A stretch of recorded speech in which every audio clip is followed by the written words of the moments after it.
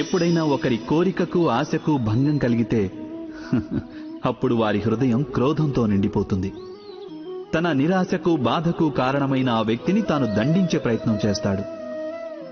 మరైతే ఇలా మన కోరికకు ఆశకు భంగం కలగడం అన్నది సదా ఇంకొకరి అపరాధమే అవుతుందా?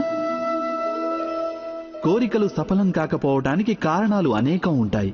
కొన్ని కోరికలు అనుకోని విధంగా సఫలం కాకుంటే ఇక కొన్నిటికి విధి కారణం కావచ్చు.